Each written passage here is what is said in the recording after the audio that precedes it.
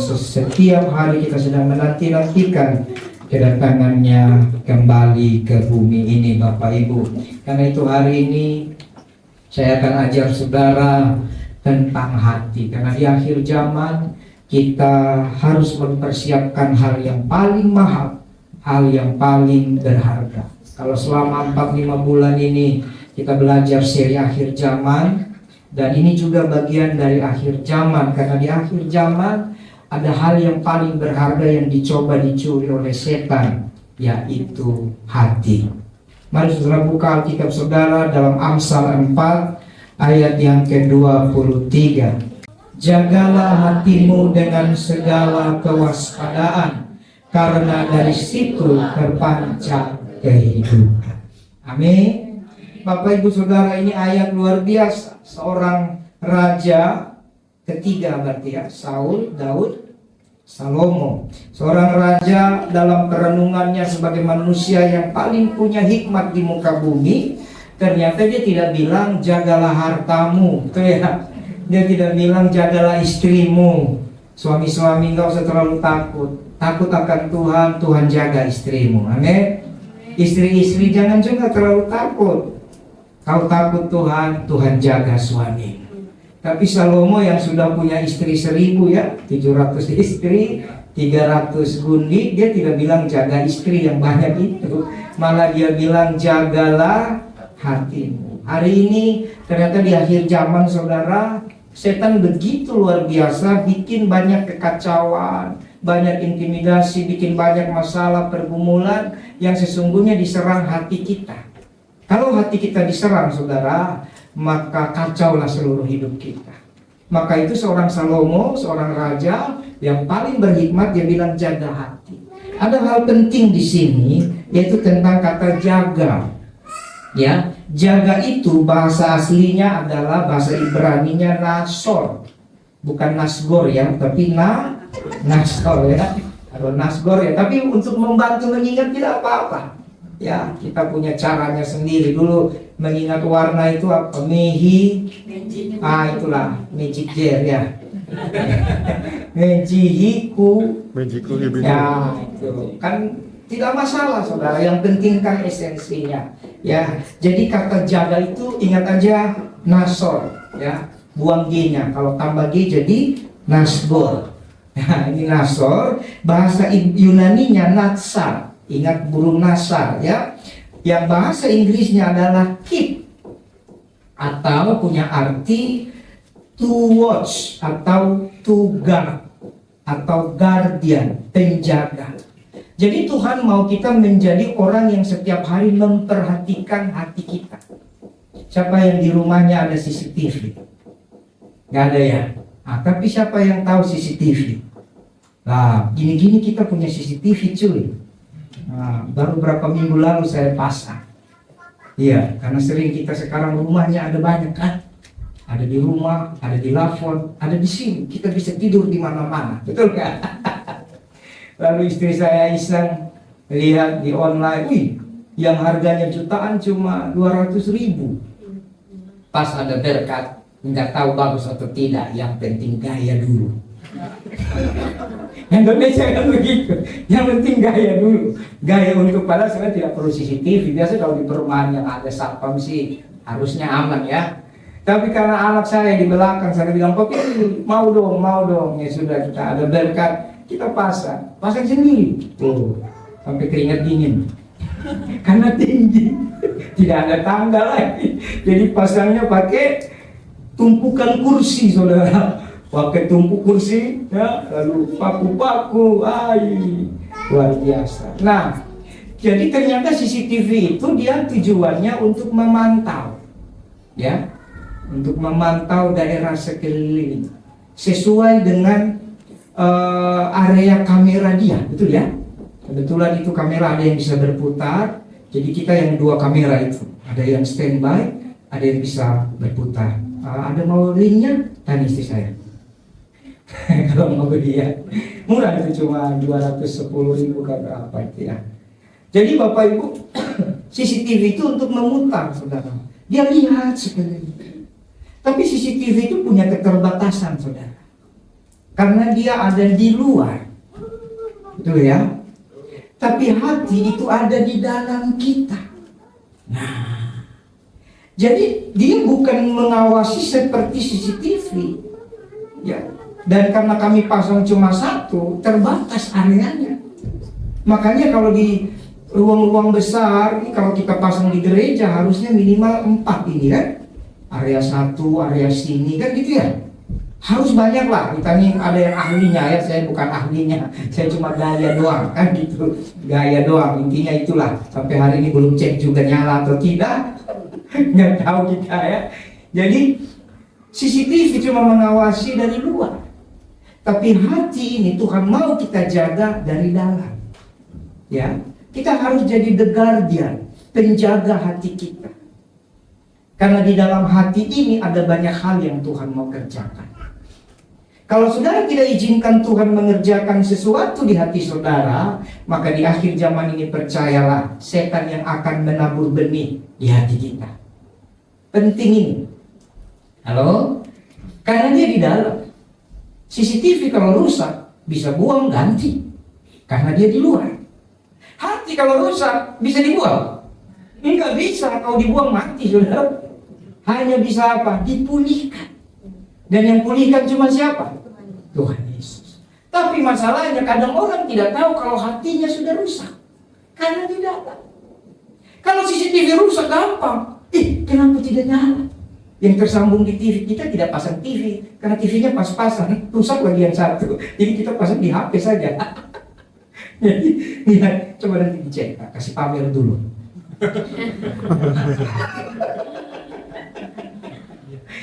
Kalau rusak di luar, saudara ada berkat bisa ganti. Yang lebih baik juga boleh. Tapi yang di dalam ini saudara, nggak bisa. Masalahnya banyak orang karena ditaburi oleh hal-hal daging, ditaburi oleh hal-hal dunia, dia tidak sadar hatinya sudah rusak. Halo? Dan ini pekerjaan setan. Setan itu dia tidak mencuri yang gampang saudara. Yang gampang udah pasti dia curi. Tapi fokusnya bagaimana hati kita itu rusak. Kalau hati kita rusak saudara, maka habis lagi. Halo? Bilang dulu temannya, bagaimana dengan hatimu hari ini? Nah, ini ya, kadang-kadang hati kita dinodai. Apalagi jujur ya, hamba Tuhan ini seperti saya saudara, ini harus jaga hati baik-baik. Kenapa?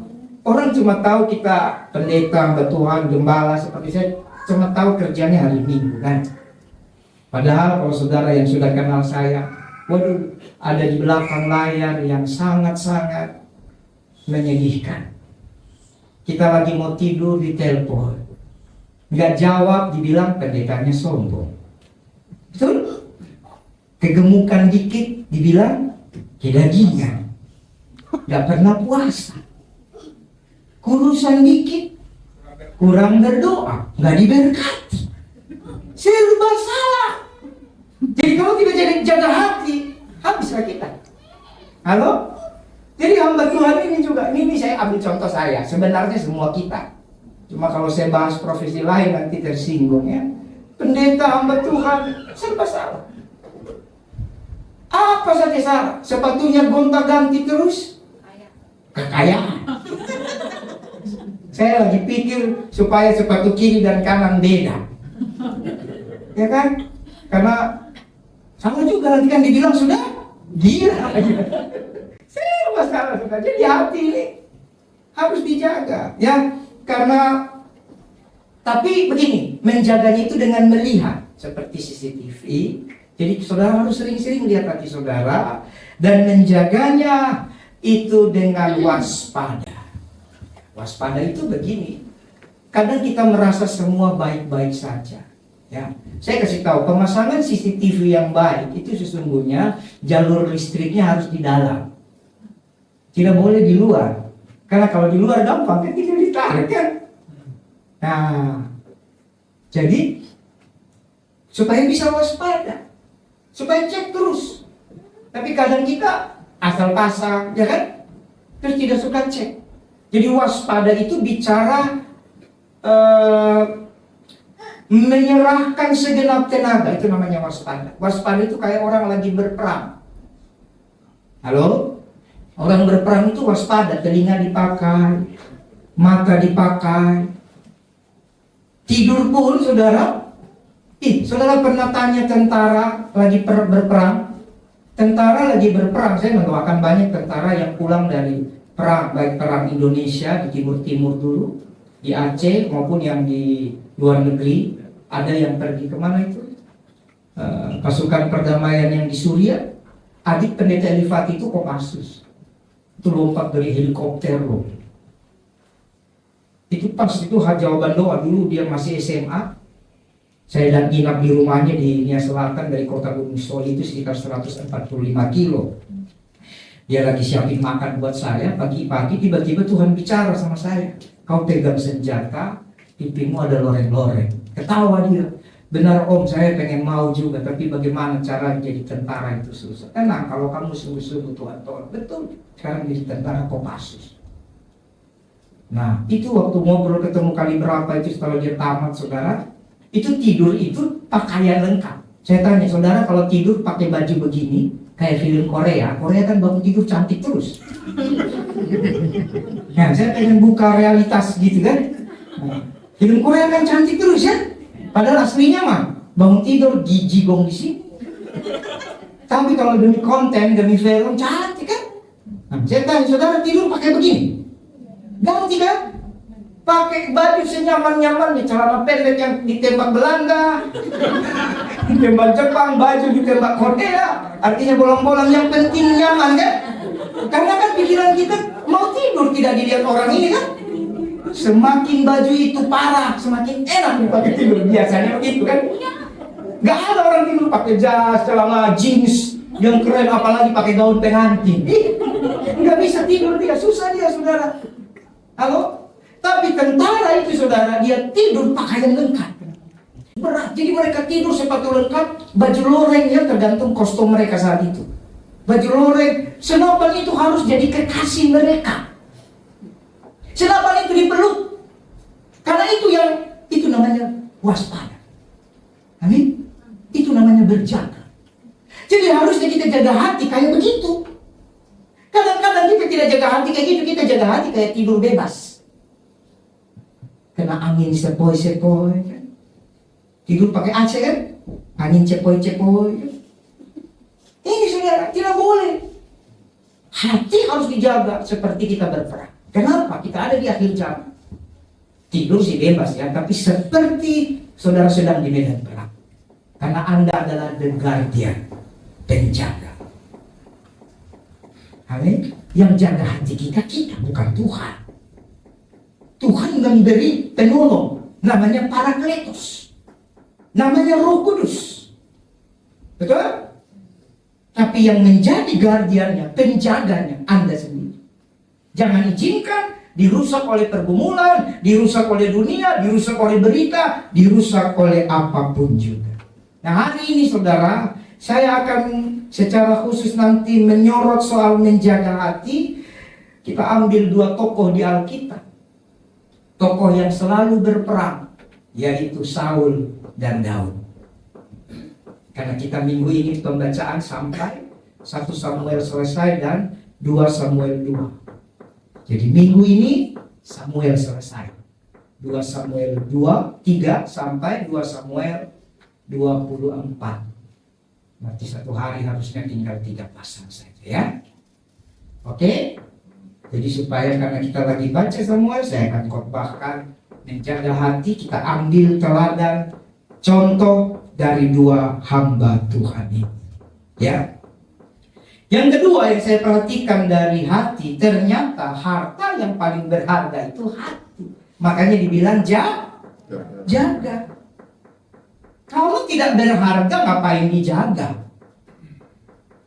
Kira-kira saudara punya motor, punya mobil, lalu sampai ke satu tujuan, misalnya di rumah makan atau di gereja, saudara lempar kunci di depan. Atau saudara biarkan saja nyantol di motornya. Ada begitu? Kalau nyantol itu biasanya lupa. Pasti saudara setelah memarkirkan kendaraan, mau sepeda motor, mau mobil, mau sepeda sekalipun, kuncinya saudara ambil baik-baik, saudara simpan baik-baik. Kenapa? Berharga. Apalagi kalau cicilannya belum lunas. Jangan pas hilang nangis darah itu kan. Berharga, yang berharga kita simpan. Tapi kadang mata kita, pikiran kita cepat memahami kalau hal dunia, cepat memahami kalau berkat-berkat jasmani. Kita tidak sadar bahwa harta paling berharga itu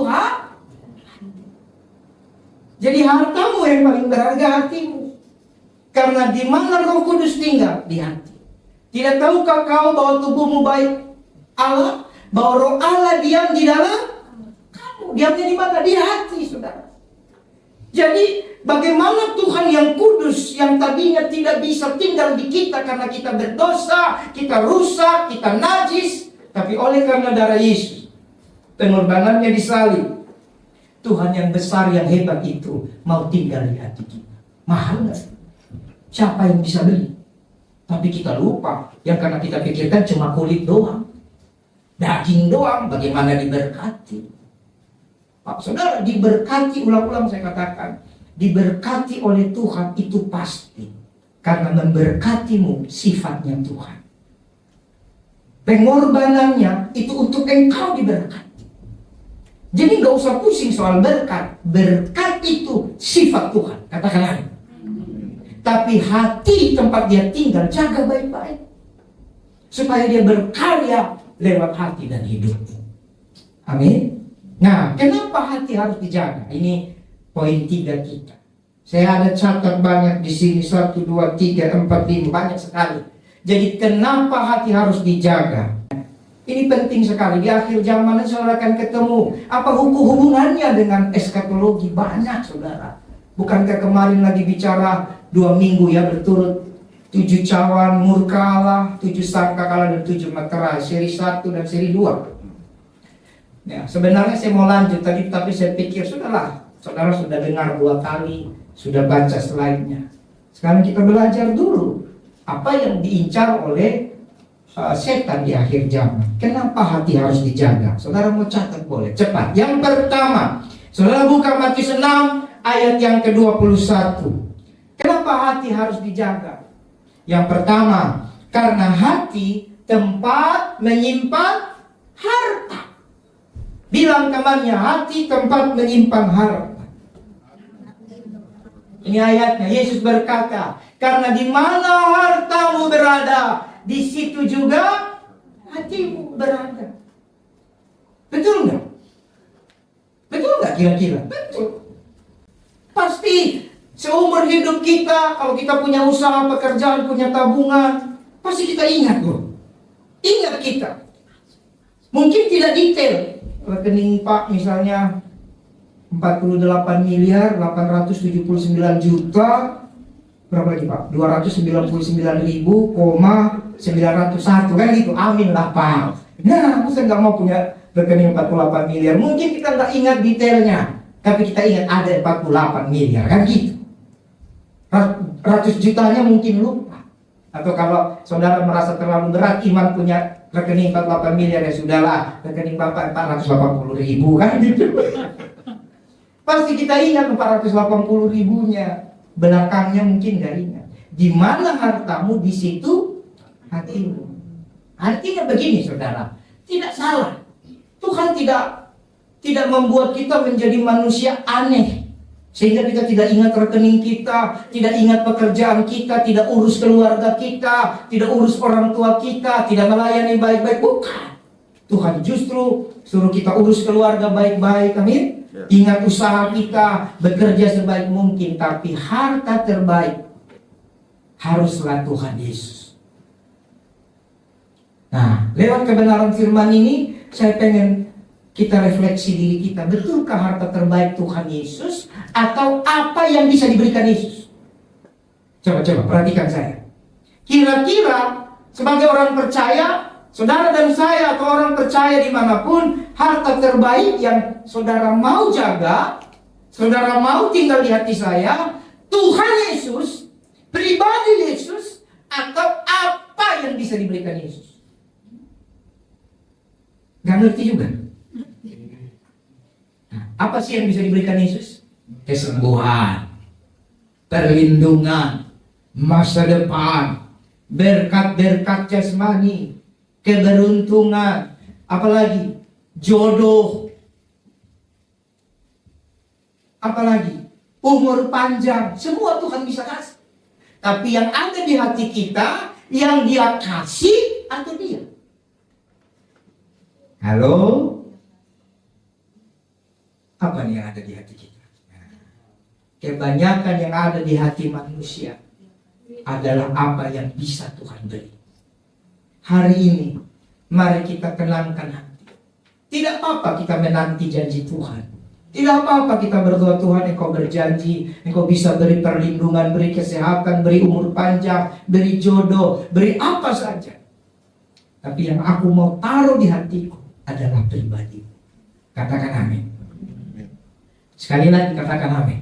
Amin. Bapak Ibu, hati itu harus jadi tempat Yesus saja, tidak boleh tempat yang lain. Amin. Karena kalau yang saudara simpan di hatimu adalah apa yang diberikan Yesus, contoh kesehatan, dunia bisa beri juga? Bisa. Setan juga bisa beri. Sehingga kalau itu yang kau taruh di hatimu, nanti kamu banding-bandingkan. Orang dunia saja bilang ojo dibandingkan. Betul. Tapi kamu akan banding-bandingkan nanti.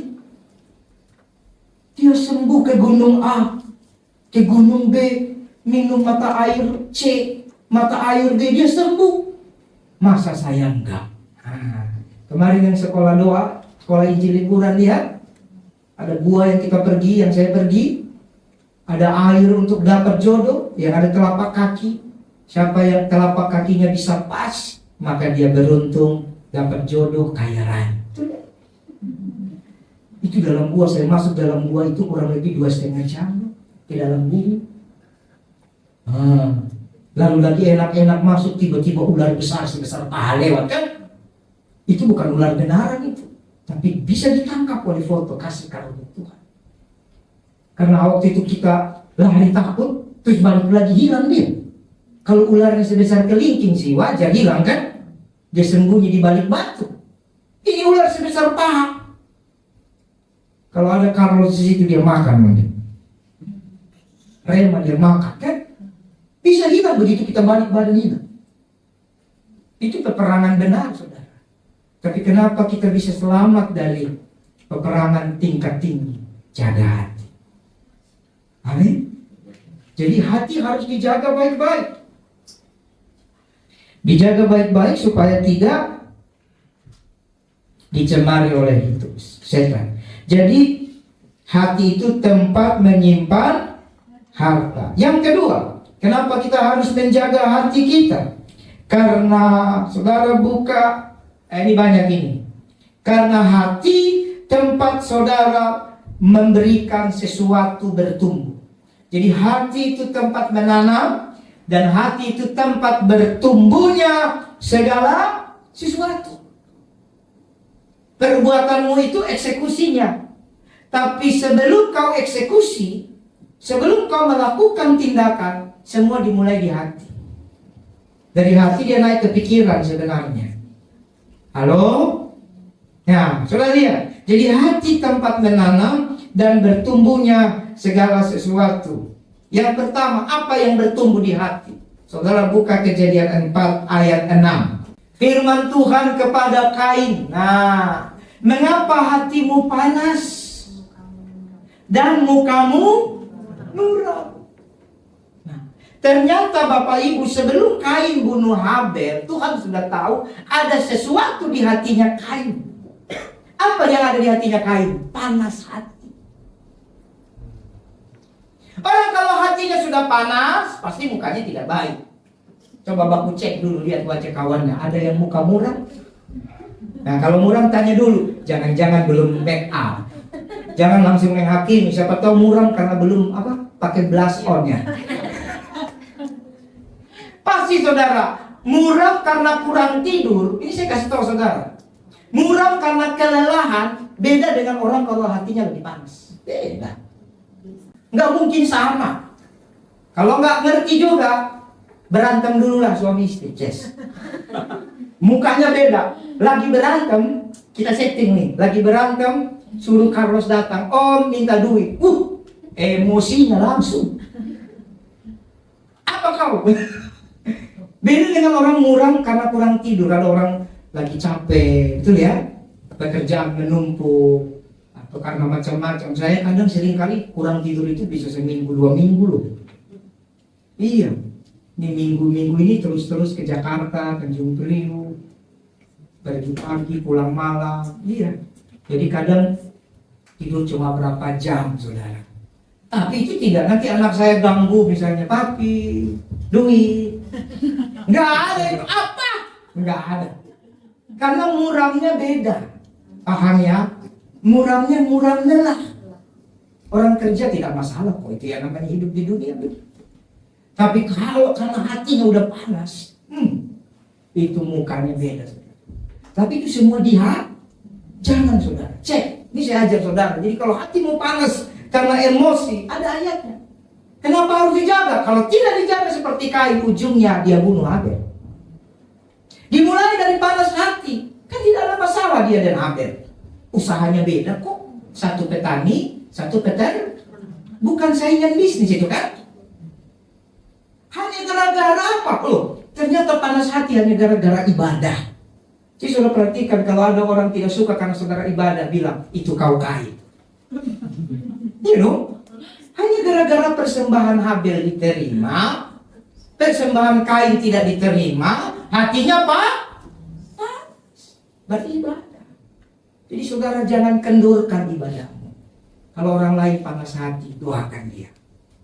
Tapi ingat, dalam segala konteks, panas hati membuat kita gelap mata. Panas hati membuat kita menjadi orang-orang seperti Kain. Itu bahaya. Halo? Tidak ada tentunya yang mau kan? Kemudian apa lagi? Bertumbuh apa? Marah dan dengki. Wah, ini keren.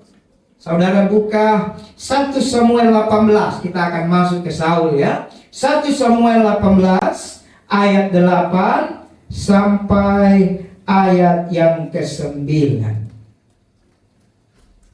Nah, lihat. Lalu bangkitlah amarah Saul dengan sangat. Jelas ini. Bangkitlah amarah Saul dengan sangat, dan perkataan itu menyebalkan hatinya. Sebab pikirnya kepada Daud diperhitungkan mereka berlaksa-laksa, tetapi kepadaku diperhitungkannya beribu-ribu. Akhir-akhirnya jabatan raja itu pun jatuh kepadanya. Maka sejak hari itu, maka Saul selalu mendengki Daud. Saya cuma ambil ayat ini, makanya kan harusnya kita sudah baca ya. Kalau saya buka ayat per ayat tidak apa-apa sih, asal saudara siap ibadah 5 jam. Nanti kita buka ayat per ayat. Jadi marah itu satu paket, nanti dia akan menelurkan, melahirkan namanya dengki. Betul? Jadi waktu Daud mulai mengalahkan Goliat, lalu perang, saudara, orang-orang di sana itu suka bikin syair, suka bikin lagu. Makanya nanti kalau saudara baca, kalau tidak salah di 1 Samuel 31, 1 Samuel 31, bagaimana Daud memerintahkan seluruh rakyat menyanyikan lagu atas kematian Yonatan dan Saul. Karena itu budaya mereka. Nah, kalau saudara ada yang bingung-bingung, berarti belum baca. Karena nanti Saul mati toh, Yonatan juga mati. Daud perintahkan, Daud bikin lagu. Jangan suruh buka pasal terakhir dari 1 Samuel. Dia suruh jemaat rakyat menyanyikan lagu yang dia ciptakan. Nah, jadi lagu itu semacam sukacita. Saudara tahu tentara kita, tentara Amerika, Korea, Jepang, Cina, Indonesia, kalau saudara lihat di jalan suka ada yel-yel kan? Karena lagu itu memberi semangat di medan perang. Gitu kan? Indonesia maju, walau bertaruh nyawa, Indonesia menang. Misalnya begitu kan? Itu ada, karena memang begitu. Ini kan konteks mereka dalam perang. Jadi mereka bikin lagu, saudara. Tapi lagu itu bikin panas, bikin marah, bikin dengki Saul. Kepada mereka diperhitungkan, kepada Daud diperhitungkan berlaksa-laksa, kepadaku beribu-ribu. Nanti jangan-jangan dia jadi raja. Padahal saudara lihat, ini Saul tidak jaga hatinya. Ini pasal berapa coba? Padahal Daud sudah diurapi jadi raja, bukan karena lagu. Daud diurapi jadi raja di pasal 16.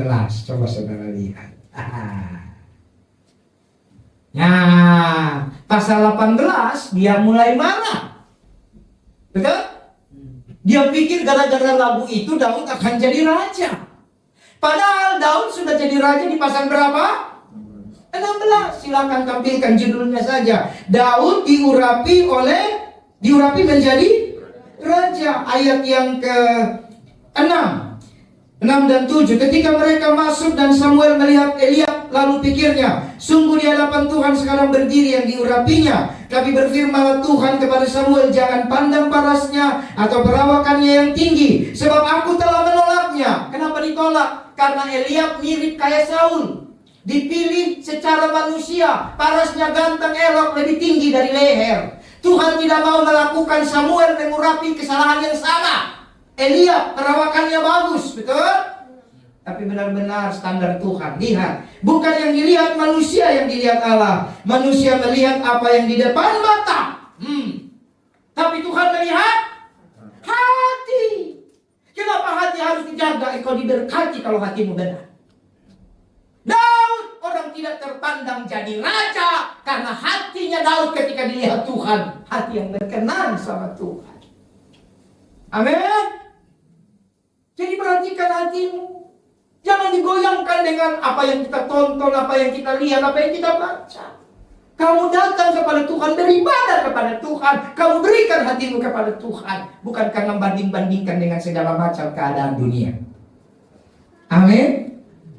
Nah, saudara lihat di ayat yang ke-11.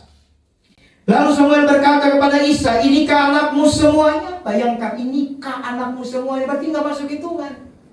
Fisikmu gak masuk hitungan, tapi hatimu diperhitungkan Tuhan. Katakan amin. Fisikmu tidak masuk hitungan, kemampuanmu tidak masuk hitungan, kecantikan, kegantengan, kecakapanmu tidak masuk hitungan.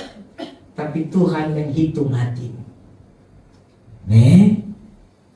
Makanya dikatakan masih tinggal yang bungsu. Bapaknya saja gak percaya bahwa yang akan diurapi anaknya yang bungsu.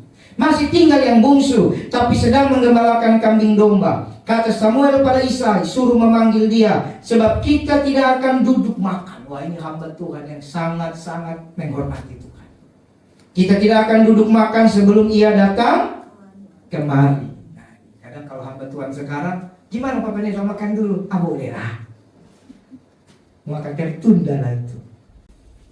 Makanya saya kalau pelayanan doa, perhatikan, makan dulu Pak. Enggak, kita selesaikan. Lapar itu obatnya gampang. Apa obatnya lapar? Makan dulu, gak usah dibikin susah. Nanti pas waktunya lapar ya makan. Amin.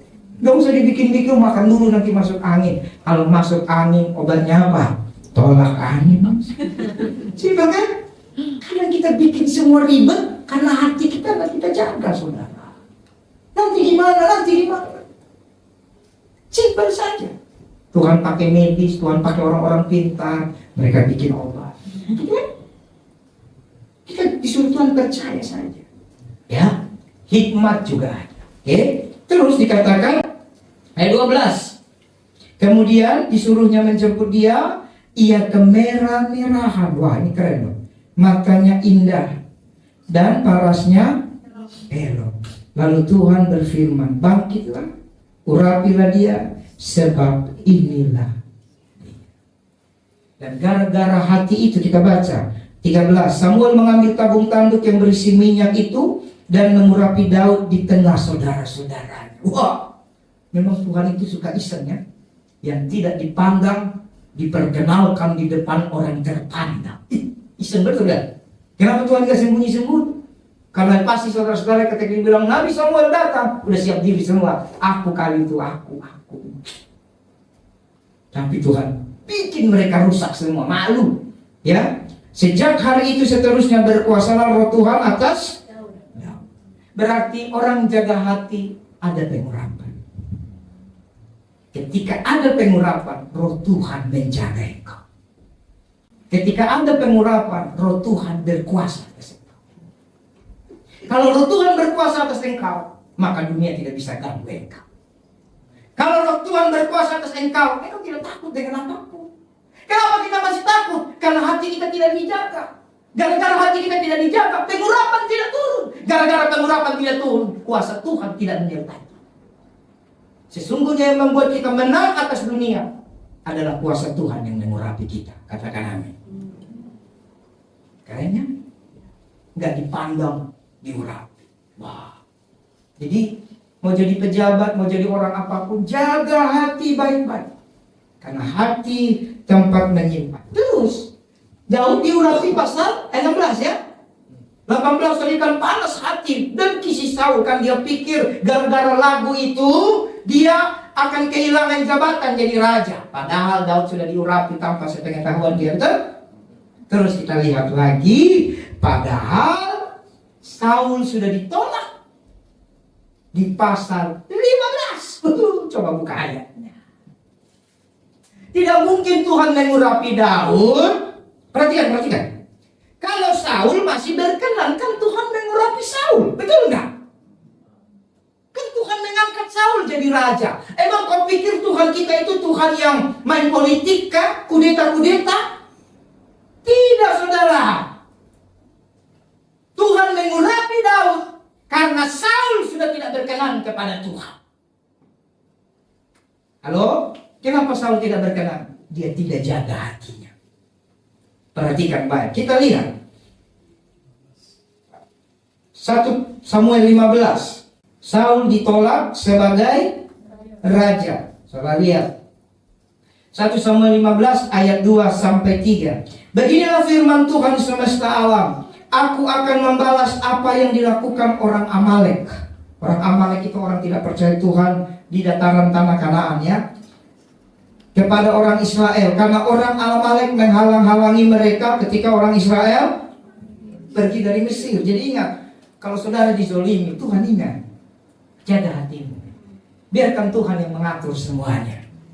Ya, Tuhan ingat, tidak mungkin Tuhan lupa kita anaknya.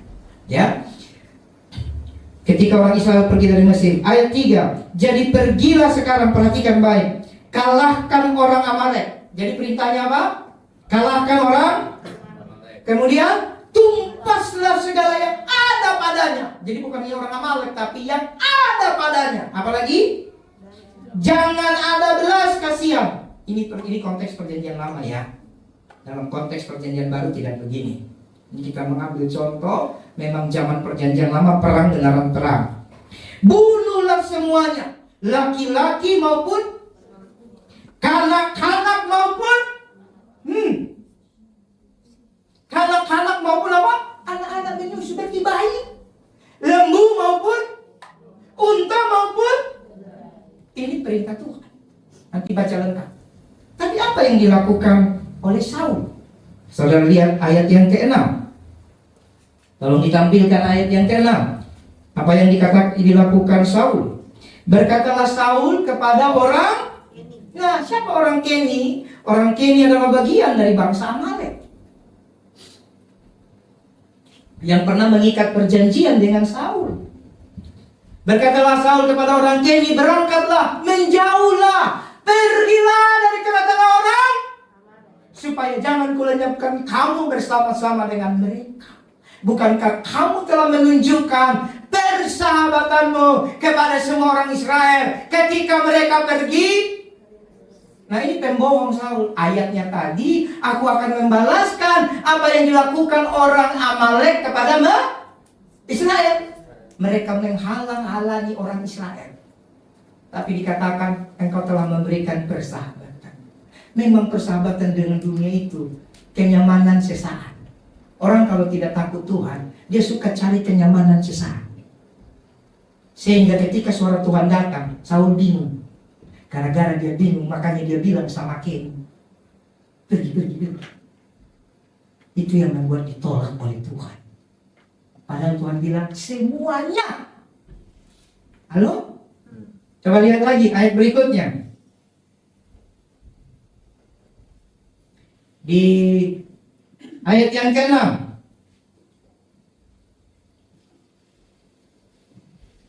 Sudah ya? Nah, ayat 8. Agag, raja orang Amalek. Raja orang siapa? Amalek, bangsa yang disuruh apa? Tumpas. Ditangkapnya hidup-hidup. Lihat nih Saul. Memang ada orang cuma mencari kesenangan manusia. Ditangkapnya hidup-hidup, tapi segenap rakyatnya ditumpasnya dengan mata pedang. Ayat 9 lebih ngeri lagi. Tetapi Saul dan rakyat itu menyelamatkan Agag dan kambing domba dan lembu-lembu yang dan tambun, pula anak domba dan segala yang berharga. Tidak mau mereka menumpas semuanya itu, tapi semua hewan yang buruk, yang tidak berharga dan buruk, itulah ditumpas mereka. Ini manusia suka melihat mana yang berharga, mana yang buruk. Padahal Tuhan bilang itu sebab saudara, kalau ada bertanya, Pak, kenapa Pak Budi ini gak ada hikmat? Kalau ada berhalanya emas kan berharga Pak. Bukankah cukup didoakan? Lalu emasnya kita jual, kasih ke gereja. Saya tidak mau jadi Saul Bapak Ibu. Halo? Kalau Tuhan bilang tumpas. Jangan sekali-sekali merebut kemuliaan Tuhan. Sangkamu Tuhan tidak bisa berkati kita hanya gara-gara emas itu kita jual? Waktu emas itu tidak kebongkar, kau juga tidak punya kok. Kok sekarang jadi masalah ketika ada orang mengaku dosanya, Pak ini emas berhala saya. Kok jadi goncang imanmu? Tadinya kalau dia tidak ngaku kan gak punya juga, betul nggak? Kok sekarang setelah dia serahkan goncang imanmu? Eman. Pakai akal lah. Lagi butuh buat sewa gereja. Kayak Tuhan tidak punya duit saja. Kemarin kita buang satu emas besar itu kurang lebih 100 gram. Emas tua. Kalau 1 gram sekarang 2 juta ya. 2 juta kali 100 berapa itu? Kurang lebih 200 juta. 5 tahun ke depan kita semua ongkang-ongkang kaki. Betul nggak? Tidak ada waktu saya buang itu, saya lempar dia, ada danau rahasia itu urusan saya. Jadi kalau saya kasih tahu kalian lari ke situ kan, pura-pura berenang lagi kan. Setelah saya pukul habis, lalu kan tetap emas ya, cuma bentuknya jadi berubah. Begitu saya buang, tidak ada Tuhan. Kasihlah satu ayat Tuhan lihat emas ini, oh jangan dibuang. Enggak, sukacita in the name of Jesus, peletak. Selesai. Karena saya belajar dari ayat ini, Saul dia pilih yang terbaik. Kadang-kadang saya dalam mengusir berhala, menghancurkan berhala, itu mah gak ada harganya Pak, hancurin aja Pak. Kalau gak ada harganya hancurin. Cuma benang merah, buang aja Pak. Begitu emas, tapi gimana ya Pak? Penjahat betul. Ini hati orang Kristen. Giliran cuma kayu yang udah tua kan, kadang suka kayu-kayu pohon apa dipasang depan rumah kan gitu ya. Nggak ada nilainya, apalagi garam digantung, nggak ada harganya. Pak beli garam saya bisa beli 100 kilo lagi juga bisa. Tapi giliran berlian, emas, batu giok, permata, safir, apa beta, begini saja. Dirangkul sambil kasih kopi, hampir dicekik kan. Kalau kita jual, bagaimana kalau kita bagi 2? Kalau saya pakai begitu, udah kaya gua dari dulu. Saya pernah hancurkan berlian yang harga 5M loh. Bukan murah. Dia bilang ini gak mungkin hancur. Saya bilang tenang, hancur. Pak bukankah berlian paling keras? Hancur. Gimana caranya? Tenang, mau gak? Entah 5M, entah 6M. Saya aja tidak ada berlian satu pun. Karena itu berlian harga sudah ratusan tahun. Di berlian itu diukir. mantranya. Sampai di Pak, bagaimana kalau kita tukang berlian lagi, diukir ulang Pak? Sembarangan. Ya kalau ada hamba Tuhan lain itu bukan urusan saya. Dan puji Tuhan sampai hari ini saya masih tetap berpegang jaga hati saya. Amin. Ngapain? Dulu nggak dikasih juga nggak ada. Giliran dikasih goyang. Ini salah. Ya. Jadi mereka boleh pakai otak. Ini yang membuat Saul ditolak. Dia tidak taat. Dia tidak hormati perintah. Ya. Jadi barang tumpasan harus ditumpas. Jangan simpan. Bukan lagi setelah Samuel 15 ayat 18 sampai 19. Lihat. Nah, ayat 18 apa katanya? Mengapa engkau tidak mendengarkan suara Tuhan? Kadang orang itu sukanya ngiroh. Habis doakan berhala, apa suara Tuhan? Suara Tuhan sudah ada di Alkitab. Semua berhala hancurkan. Halo? Tapi masih sok-sok rohani. Apa kata Tuhan Pak Pendeta? Kalau kata Tuhan tentang jalan hidupmu boleh lah. Kalau berhala Tuhan sudah bilang. Tolong ditampilkan ayat 18. Ayat 19. Mengapa engkau tidak mendengarkan suara Tuhan? Mengapa engkau mengambil jarahan? Nah ini, jarahan. Tahu jarahan? Yang harusnya dibuang dijarah sama dia. Mengapa engkau mengambil jarahan dan melakukan apa yang jahat di mata Tuhan? Jadi kalau ada yang masih berbingung, kenapa sih Pak Pendeta saya, gembala saya ada berhala dikit buang, nggak ada damai dikit. Ini ayatnya. Saya masih mau melayani Tuhan sampai dia jemput saya. Amin. Halo? Jangan coba-coba saudara. Gak main-main, kecuali Tuhan bilang, oh ini tidak ada isinya. Ya, kalau nggak isinya masa semua dihancurin? Kalau saudara beli LM dari perusahaan bukan dari dukun, ya simpanlah baik-baik, betul nggak? Masa semua dihancurkan ya? Tapi kalau konotasinya adalah berhala, harus dihancurkan. Kemudian, saudara lihat lagi. Sebenarnya itu adalah hal kedua, perbuatan kedua Saul melawan Tuhan, makanya ditolak. Jadi Tuhan itu dia tidak langsung tolak. Perbuatan pertama Saul ini yang paling jahat. Saya lihat 1 Samuel 13. Nah, mundur lagi kan? Nah, 1 Samuel 13. Kita buka.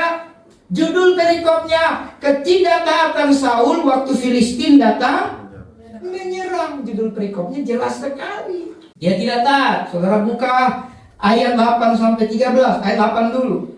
Ia menunggu 7 hari lamanya sampai waktu yang ditentukan Samuel. Tapi ketika Samuel tidak datang ke Gilgal, mulailah rakyat itu berserak-serak meninggalkan dia, yaitu Saul. Sebab itu Saul berkata, bawalah kepadaku korban bakaran dan korban keselamatan itu. Lalu ia mempersembahkan korban bakaran. Ayat 10. Baru saja habis mempersembahkan korban bakaran, maka tampaklah Samuel datang.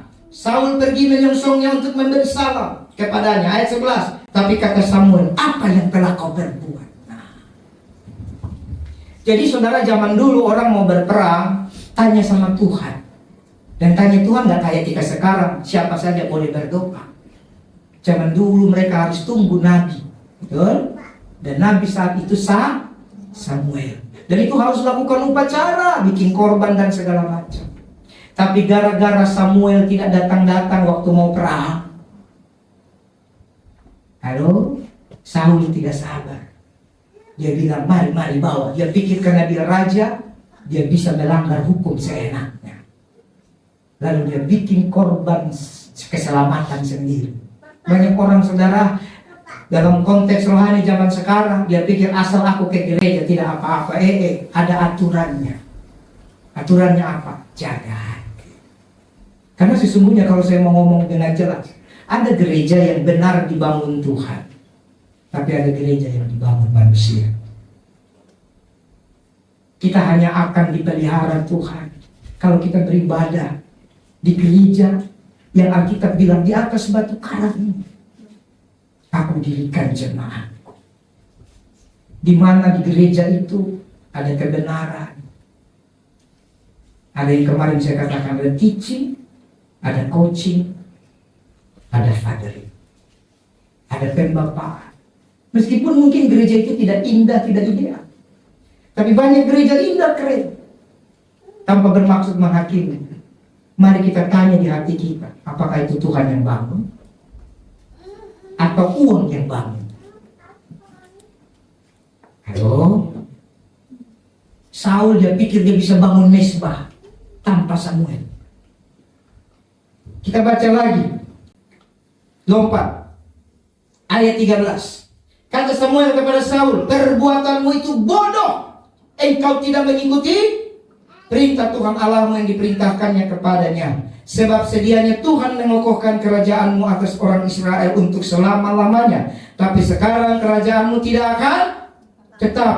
Tuhan telah memilih seorang yang berkenan di hatinya, dan Tuhan telah menunjuk dia menjadi raja atas umatnya, karena engkau tidak mengikuti apa yang diperintahkan Tuhan kepada.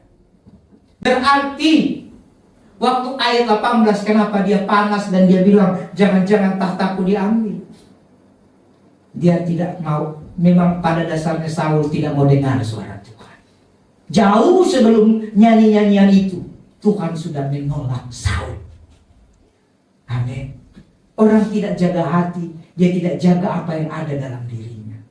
Hari ini saya mau beritahu kepada kita semua di sini, jaga hati baik-baik. Masing-masing kita punya talenta, karunia yang Tuhan kasih. Jaga itu. Mungkin tidak sekeren yang saudara lihat di YouTube. Hormati itu. Berdoa sama Tuhan supaya talenta yang Tuhan beri bisa jadi berkat. Amin. Itu namanya jaga hati. Jangan jadi Saul. Sudah raja, diberkati, dia tidak hormat. Dia bodoh, dia ceroboh, dia panas hati. Maka dia kehilangan yang terbaik. Beda dengan Daud, kita lihat. Saudara buka dalam 1 Samuel 21. Memang orang punya hati itu beda, saudara. Ini kisah tentang Daud di Nob. Dia datang kepada Ahimelek, di mana nanti Ahimelek itu imam, mati semua. Hanya gara-gara menolong Daud. Yang bunuh siapa? Saul. Hanya tinggal anak Ahimelek satu, namanya Abiatar, yang nanti jadi imam juga pada zaman Daud. Gara-gara Saul benci sekali sama Daud. Kita lihat, kita lompat. Ini saudara baca lah ya, baca. Kita lompat di ayat yang ke 1 Samuel 21 ayat 4 sampai 6. Lalu jawab imam itu kepada Daud, tidak ada roti biasa, ya, tidak ada roti biasa padaku, hanya roti kudus yang ada. Asal saja orang-orangmu itu menjaga diri terhadap perempuan. Daud menjawab imam itu, katanya kepadanya, memang kami tidak diperbolehkan bergaul dengan perempuan, seperti sedia kala apabila aku maju berperang. Tubuh orang-orangku itu tahir, sekalipun pada perjalanan biasa, apalagi pada hari ini, masing-masing mereka tahir. Lalu imam itu memberikan kepadanya roti kudus itu, karena tidak ada roti di sana kecuali roti sajian. Roti itu biasa diangkat orang dari hadapan Tuhan, supaya pada hari roti itu diambil, ditaruh lagi roti baru. Saudara perhatikan, Daud kelaparan, dikejar-kejar Saul, tidak punya makan. Tapi dengan rasa hormat, dia tidak datang dengan kewibawaan, aku sudah diurapi jadi raja, maka aku harus bikin segalanya sesuai kemauanku. Dia pergi ke imam Ahimelek, dia minta makanan, betul nggak? Dia hormat. Ahimelek bilang begini, tidak ada roti biasa, adanya roti kudus. Artinya begini, kalau kau makan roti kudus mati. Orang yang tidak layak makan roti persembahan kepada Tuhan mati. Artinya kau sanggup terima risiko, Daud? Kalau engkau tahir dan benar-benar tahir, kau boleh makan. Lalu kata Daud dan pasukan, aku tahir. Berarti sekalipun dia punya kesusahan, Daud tetap menjaga hati dan hidupnya tetap kudus. Makanya dia layak makan roti itu dan tidak mati, loh. Betul nggak? Orang yang jaga hati pasti tubuhnya juga kudus. Tahir itu kudus. Betul? Tidak mati, Tuhan tidak marah. Tidak ada kemudian Samuel datang sama Daud. Hai Daud, bodoh yang kau lakukan. Masa kau makan roti untuk Tuhan? Ada ayatnya? Apa bedanya yang dilakukan Daud sama Saul? Apa bedanya? Ini sama-sama urusan ibadah. Daud makan roti untuk perayaan. Saul menyembelih menjadi imam untuk perayaan. Kenapa Saul ditolak, Daud tidak ditolak? Kenapa? Hati. Bisa paham? Jadi Saul dia datang dengan jumawa, dengan hebat. Samuel nggak datang, emang cuma dia Tuhan. Emang cuma dia nabi. Aku juga bisa kok. Aku kan diurapi Tuhan. Apalagi kalau saudara baca di ayat sebelumnya, Saul pernah berkata-kata dengan bahasa roh, kepenuhan roh, seperti para nabi, betul? Tapi Daud tidak, dia rendah hati. Kami lapar. Tapi imam bilang, ada syarat. Kau tahir gak? Artinya melayani Tuhan butuh kekudusan. Katakan amin. Saya rindu kita di gereja ini, apapun pelayanan, sekecil apapun, hidup kudus. Tahirlah. Supaya apa yang kau persembahkan sama Tuhan, berkenan sama Tuhan. Amin. Jadi waktu melayani, bayangkan kita di gereja ini banyak banget kasih karunia. Saya tidak pakai hukum Taurat, harus A, harus B, harus C. Betul nggak? Saudara bisa lakukan semaunya.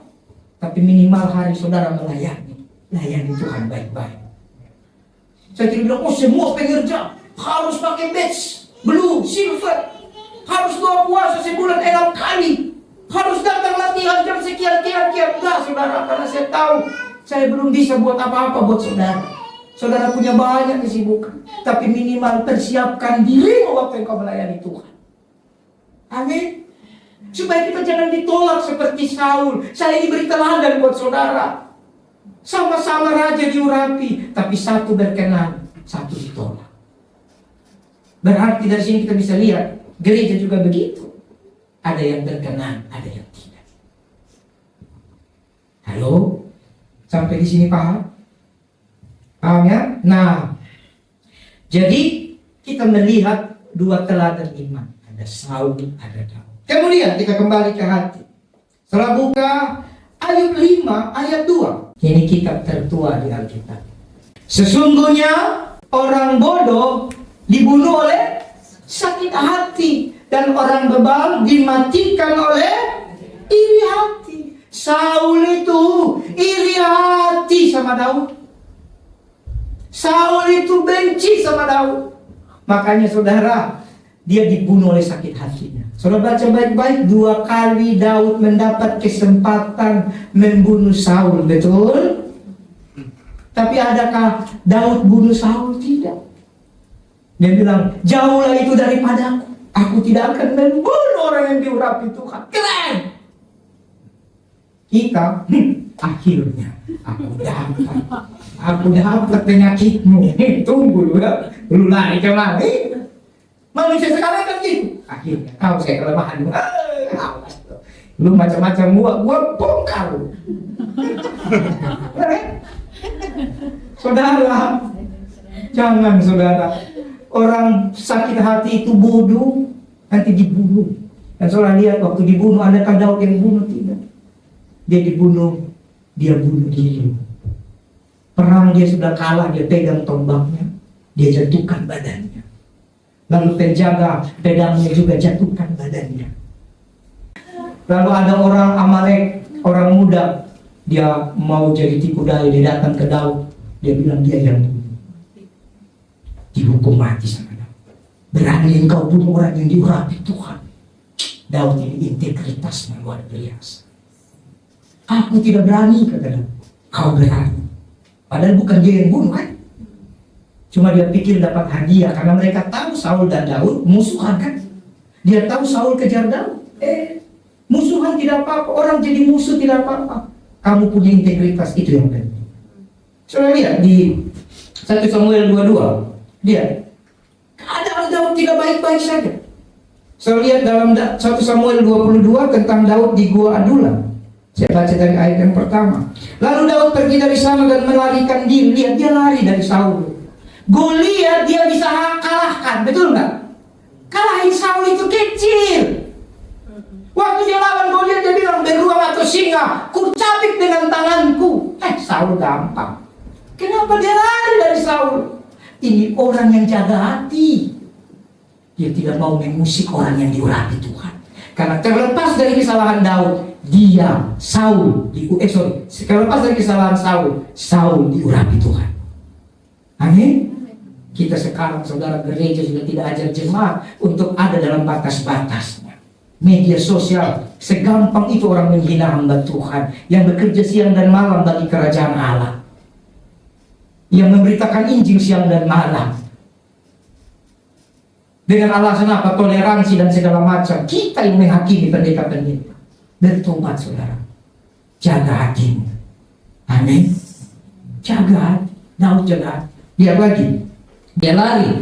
Lalu pergi, mendengar hal itu, pergilah mereka ke sana mendapatkan dia. Ayat 2. Berhimpunlah juga kepadanya setiap orang dalam kesukaran. Setiap orang dalam yang dikejar-kejar, tukang piutang, setiap orang yang sakit hati, maka ia menjadi pemimpin mereka. Wah. Jadi yang mendampingi Daud itu bukan orang-orang yang nyaman, yang lagi sakit hati, yang lagi susah-susah, banyak utangnya.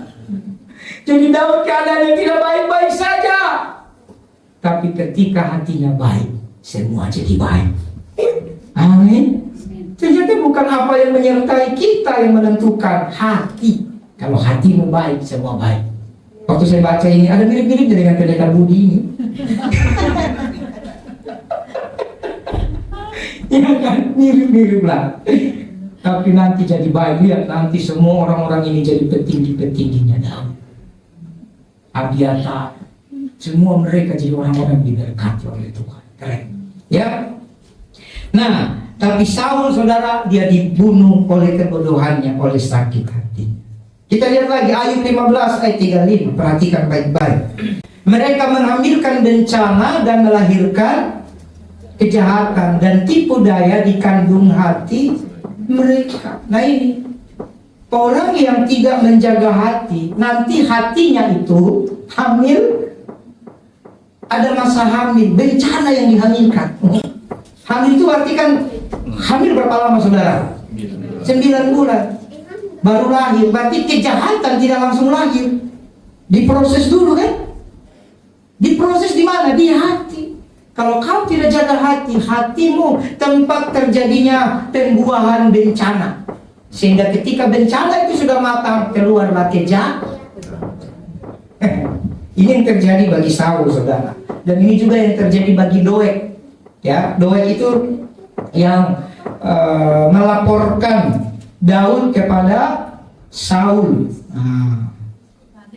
Saudara buka dulu dalam 1 Samuel 22 ayat 9. Lalu menjawablah Doeg, orang Edom, yang berdiri dekat pegawai Saul, katanya, telah kulihat bahwa anak Isai itu datang ke Nob kepada Ahimelek bin Ahitub. Ia menanyakan Tuhan bagi Daud dan memberikan bekal kepadanya. Juga pedang Goliat orang Filistin diberikan kepadanya. Lalu raja menyuruh memanggil Ahimelek bin Ahitub, imam itu bersama seluruh keluarganya. Para imam yang di Nob datanglah sekaliannya menghadap raja. Jadi Doeg ini seorang mata-mata, saudara. Waktu Ahimelek tadi yang pasal 21 kasih makan Daud, Doeg itu ada di situ. Halo, kita lihat dulu ayat 22 dari pasal 21. Ini saya harus lompat-lompat supaya saudara paham. Berkatalah Daud kepada Abiatar anak Ahimelek tidak mati. Memang pada hari itu juga ketika Doeg orang Edom itu ada di sana, aku telah tahu bahwa pasti ia memberitahukannya kepada Saul. Kenapa Daud tahu? Ada hati Tuhan di hatinya. Jadi jaga hati penting. Cuma kenapa Daud tidak bertindak? Karena dia tunggu rencana Tuhan. Soalnya kadang-kadang hamba Tuhan itu dia tahu kok, tapi dia jaga hati. Dia tunggu rencana Tuhan. Amin. Jadi hati itu tempat menimbun, tempat bertumbuhnya segala sesuatu. Kemudian dengan cepat, hati tempat menyimpan janji Tuhan. Nah, ini keren. Mazmur 119 ayat 11 sampai 12. Dalam hatiku aku menyimpan supaya aku jangan berdosa. Nah, ini keren. Jadi kenapa saya suruh saudara baca Alkitab? Di dalam firman Tuhan Alkitab yang kita baca ada hukum, ada perintah, ada janji. Betul? Waktu saudara baca Alkitab, saudara akan dengar janji-janji. Simpan di hatimu. Kalau janji firman yang kau simpan di hatimu, maka tidak ada kesempatan atau tempat untuk dosa tinggal di hatimu. Makanya dikatakan, supaya aku jangan berdosa terhadap orang yang tidak simpan janji Tuhan di hatinya, maka dosa yang datang. Apa dosanya? Takut, khawatir, nanti gimana ya? Kenapa khawatir? Karena gak ada janji Tuhan. Halo? Tapi kalau orang punya janji Tuhan, janji Tuhan yang menjaga dia dari berbuat dosa. Saudara, hidup kami, saudara bisa bukti kemustahilan, saudara. Tapi saya cuma simpan janji Tuhan. Sampai hari ini yang membuat kami hidup, anak-anak hidup, tidak pernah makan pasir, enggak pernah makan batu, karena janji Tuhan. Tapi janji Tuhan paling utama, ada Yesus di hatiku. Amin. Gak pernah anak saya makan batu, paling makan rambut nenek. Ya kan? Paling makan lidah kucing. Indonesia kan semua makanan, apalagi paku, sayur paku, apalagi jantung pisang. Apalagi saudara, macam-macam ya. Apalagi makanan Indonesia? Kuping. Hah? Kuping. Kuping gajah. Paling makan itu kan enak ya, saya ya. Enak, kasih mereka sebungkus habis. Rambut nenek, kuping gajah, sayur paku, jantung pisang, rumput laut. Nggak ada tuh makan rumput benaran, enggak. Kita semua makanannya aman. Ya, jadi mulai hari ini simpan janji Tuhan. Ingat, setiap Sabtu saya doakan saudara. Saya berdoa dan saya yakin semua anak-anak kita diberkati Tuhan masa depan. Semua kita sehat, umur panjang. Kalau ada yang gak umur panjang, itu otoritas Tuhan lah. Jangan kita paksa lagi. Semua kita diberkati Tuhan. Asal saudara sungguh-sungguh, pasti diberkati Tuhan. Amin. Simpan janji Tuhan di hati. Kemudian, hati sumber kesembuhan. Nah, ini keren. Coba dilihat Amsal 14 ayat 30. Hati yang tenang menyegarkan tubuh, tapi iri hati membusukkan tulang. Jadilah tenang supaya kamu dapat berdoa. Berarti kalau hatimu tenang, kamu bisa berdoa. Kalau kamu bisa berdoa, segar tubuhmu. Sesungguhnya tubuh kita segar waktu berdoa loh, bukan waktu tidur. Doa itu bikin kita segar. Jadi hati itu sumber kesembuhan. Kalau hatimu tenang, tidak cabangnya banyak, segar tubuhmu. Amin. Mau tubuhnya segar terus. Gak peduli lagi sakit apapun, tidak peduli kolesterol lagi tinggi, gula darah lagi tinggi, asam urat lagi tinggi. Kalau hatimu tidak tenang, segar tubuhmu. Amin.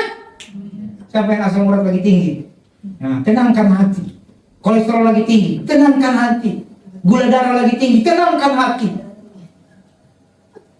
Tapi yang tinggi hati, jangan. Bertobatlah. Kalau semua lagi tinggi, tenangkan hatimu. Pasti baik. Yang bikin kita takut minggu lalu kemarin ya, angka-angka kan?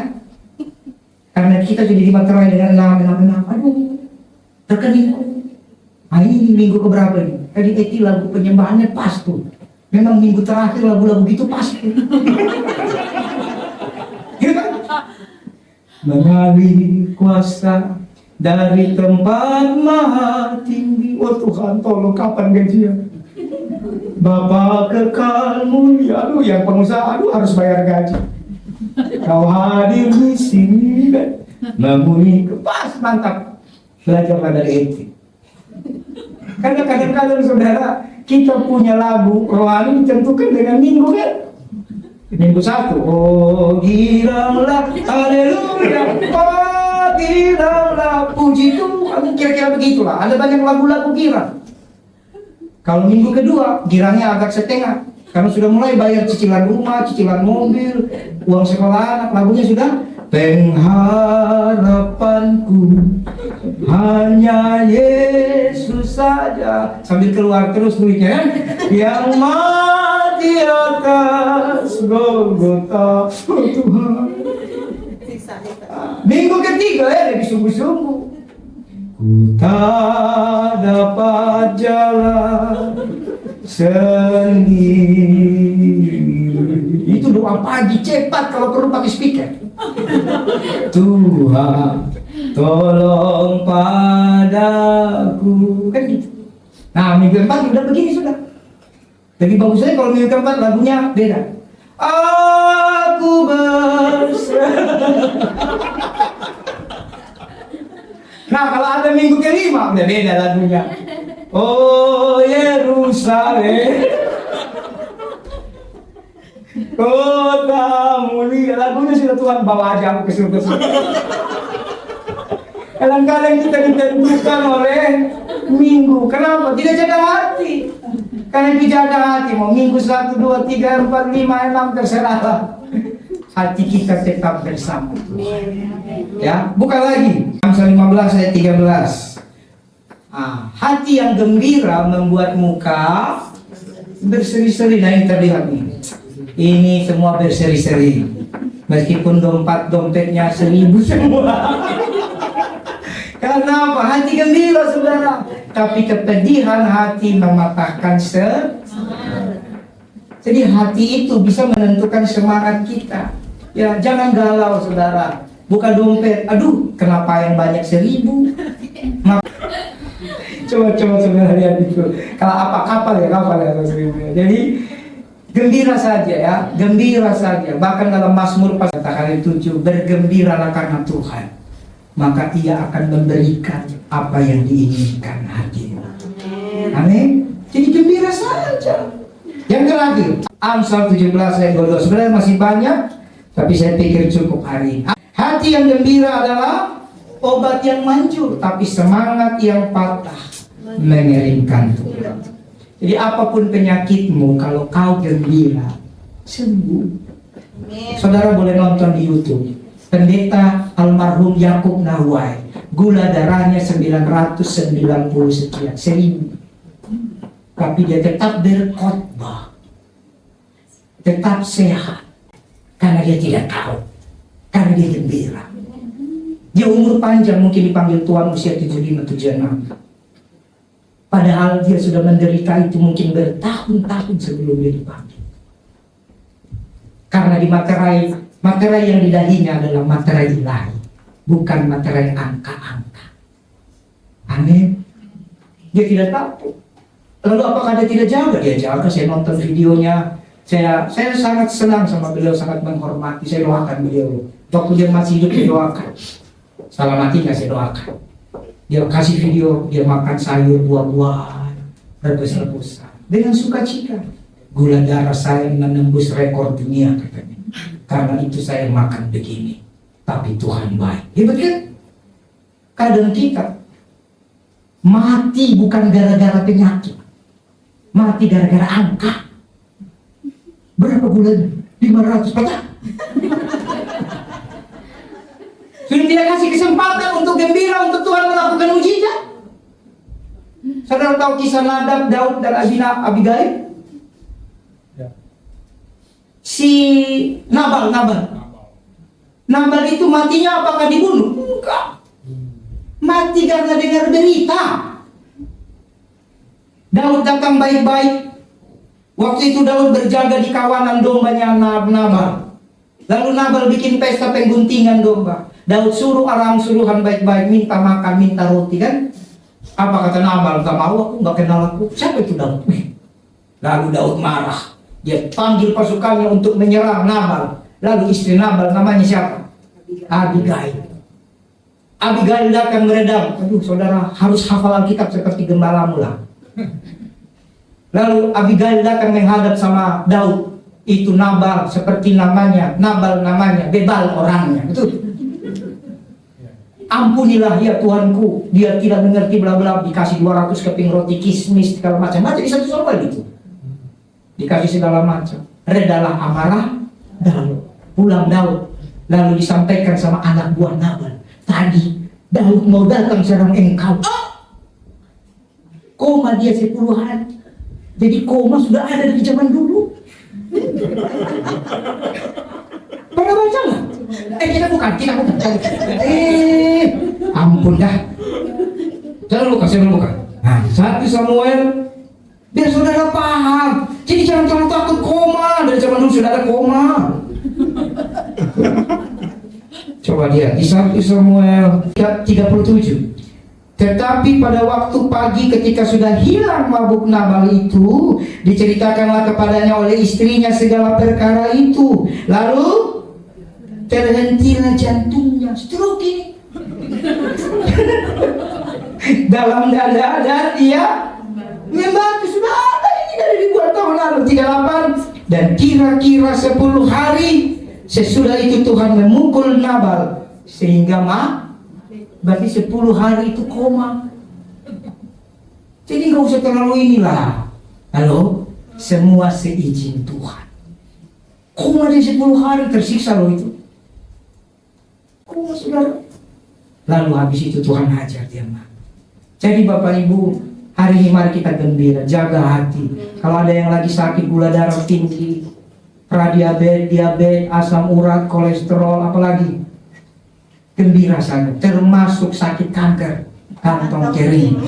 Gembira saja, gembira, Tuhan pasti pelihara. Ingat ya, rema yang dari minggu lalu, Tuhan pelihara Elia lewat janda di Sarfat dengan sedikit minyak dan segenggam.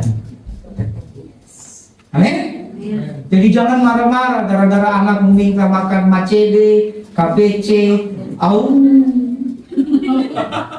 lalu kau omel juga, dasar anak tidak ngerti, bapak lagi susah. Jangan, tinggal kasih pengertian. Nah, minggu depannya, pas minggu depan dia tagih lagi, kata papi minggu depan lagi dia tagih lagi, karena memang minggu depan tidak ada ujungnya.